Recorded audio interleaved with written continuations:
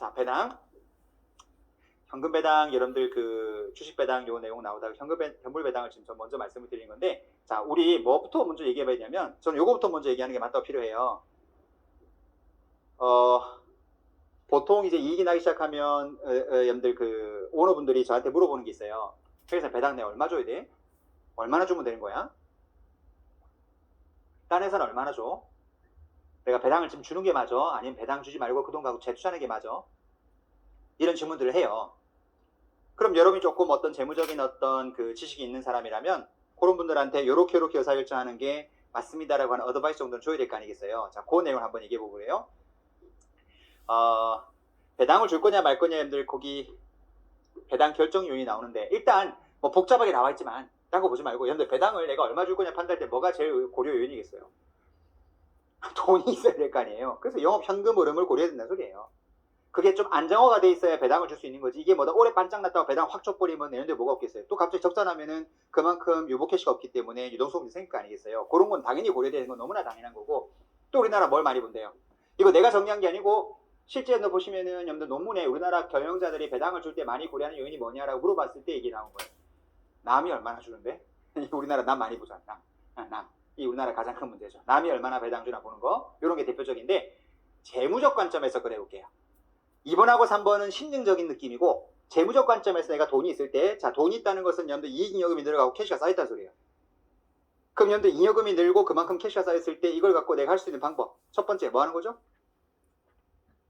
첫 번째는 스퀴즈 아웃. 내보내는 거지. 내보낸다는 의미가 뭐예요? 배당 주는 거지. 그럼 잉여금 줄이면서 캐시를 내보내면 이게 배당. 근데 이걸 배당하지 않으면 어떻게 하는 거죠?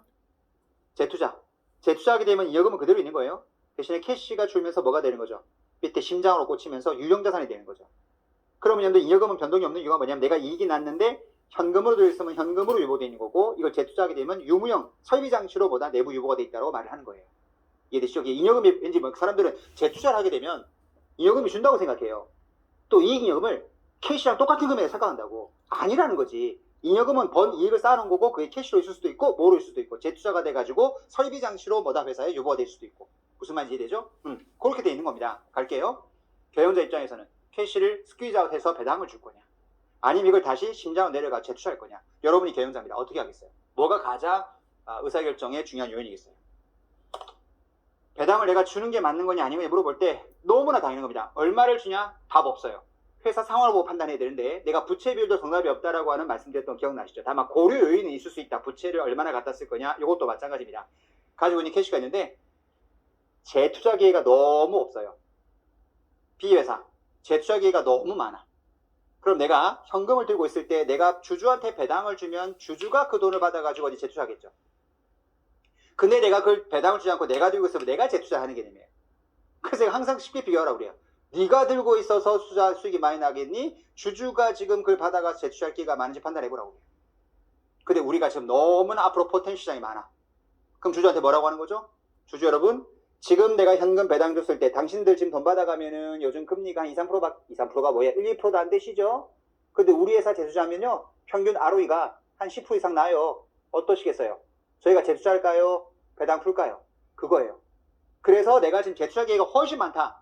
그러면 재투자하는 겁니다. 주주가 봤을 때, 야, 너네 재투자 수익률이 지금 한 2~3%밖에 안 나오잖아. 나한테 줘. 내가 재투자에 홀라. 라고 하면 주주 배당 요구가 많이 들어오기 시작하는 거예요. 삼성전자. 배당도 많이 주지만 그 재투자를 많이 하고 있죠. 많이 해서 뭐가 나오고 있어요?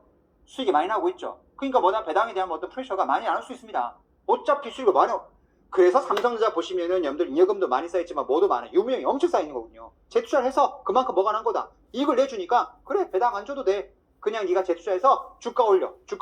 그럼 난 장에서 팔고 나갈게. 이렇게 가는 거죠. 게다가 저번에 말한 것처럼 우리나라는 그렇게 배당을 많이 안 주고 재투자를 해서 주가 올린 다음에 거기서 빠져나가세요라고 하는 명분이 더 설득력 있었던 이유가 뭐냐면, 배당을 바로 받았을 때 주들은 배당 소득세를 100% 다 내게 돼 있는데 재투자해서 주가 올라간 다음에 장에서 팔고 나가면 그 세금이 소액주주는 안 내죠. 세금이 안 나온다고요. 그러면 사후 수익률로 봤을 때 어때요? 주주는 더 낮거든. 그래서 우리나라 기업들이 재투자를 통해서 그냥 주가 올리겠다라고 하는 명분이 어느 정도 또 설득력이 있었던 거죠. 그런데 지금 현재 뭐가 또 이제 도입이 된 거예요. 소액주주가 세금을 안 내는데 상장된 회사 주식에 대해서 그 소액주주 기준이 지금보다 낮추겠다라고 21년도부터 했다가 난리가 나가지고 지금 한 대 밀었잖아요. 그 기준이 얼마냐면 좀 달라요. 지금 코스피는 내가 지분이 1% 이상 있거나 아니면 내가 시총으로 10억 정도 있으면 대주주예요. 이해돼요? 그 다음 코스닥은 2% 정도 가지고 있거나 시총은 똑같이 10억. 그런데 뭐가 지금 바뀐다라고 원래 돼 있었냐면 그 시가총액이 3억으로 다운된다고 돼 있었거든. 그러면 조금 돈 있는 사람은 3억이 된다고. 그러다 보니까 내가 이 주식을 팔 때 과거에 세금 안 냈다가 내가 만약에 50% 먹었다. 그러면 50%의 상당 부분을 세금으로 가져가겠다는 거예요. 그게 한 7.5% 되거든요. 그러면 이놈들 수익률이 엄청 떨어지는 거잖아, 이게. 그러다 보니까 이걸 도입하겠다고 하니까 많은 개미들이 뭐 하는 거냐, 지금. 게다가 작년도에 또 뭐가 엄청 올랐어요. 주가 많이 올라가니까 이거 팔면 세금 내기 뭐냐, 너네 하면서 난리가 나갖고 기재부에서 그래, 좀 밀게. 해가지고 여전히 10억 기준이에요, 지금. 근데 이건 조만간 3억 떨어질 겁니다.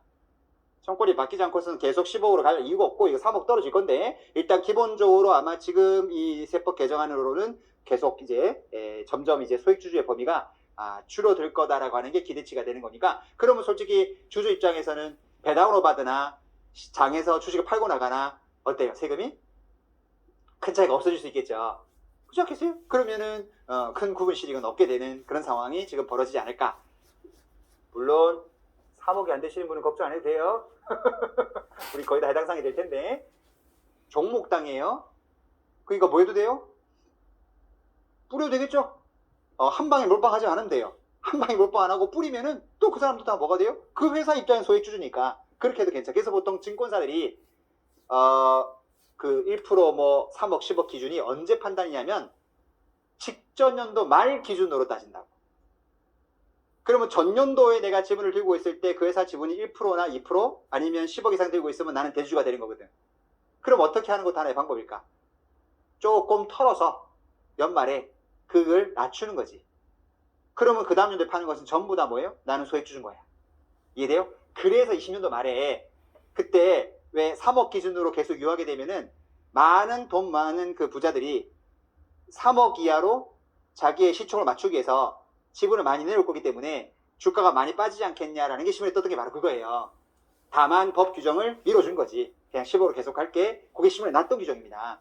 그런 것들은 세법상의 문제지만 지금 자본시장에 봤을 때 우리 배당 관련해가지고는 기업들이 나 배당 안 주고 재투자해서 우리 회사가 주가가 올라가면 장에서 팔고 가라고 하는 그 명분이 이제 조금 점점 좀 희석되는 거죠. 이게 어차피 세금을 똑같이 내야 되는 상황이 점점 벌어지고 있는 거니까 그런 게 좀 있다 정도는 알고 계셔야 돼요. 여하튼 배당을 줄 때 가장 중요한 것은 회사가 그 돈을 배당으로 줬을 때 주주가 노릴 수 있는 수익률 아니면 그 배당을 재투자해서 내가 뭐다 할 수 있는 수익률 그걸 비교했을 때 후자 크다 판단하면 배당보다는 재투자를 해서 기업가치 올려주는 게 주주 입장에서는 리턴이 훨씬 더 좋을 수 있다. 그런 것들이 배당을 얼마나 줄 거냐 판단에 중요한 지표가 된다고 생각하시면 되고 지금 현재 삼성전자는 저번에 우리 자본 쪽 가서 보니까 어땠어요?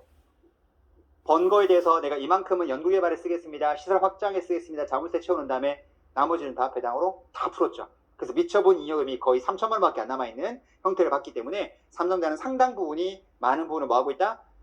투자를 위해서 일부 적립해놓고 나머지는 거의 다 배당을 다 주고 있는 그런 상태라는 것을 저번에 우리 자본 쪽을 보고 확인했던 게 기억이 날 겁니다. 그래서 배당을 줄 때는 이런 것들이 고려 요인이 된다 정도만 좀 기억하시면 좋을 것 같고 우리 상장기업의 배당 정책은 좀 쉬었다가 말씀드릴게요.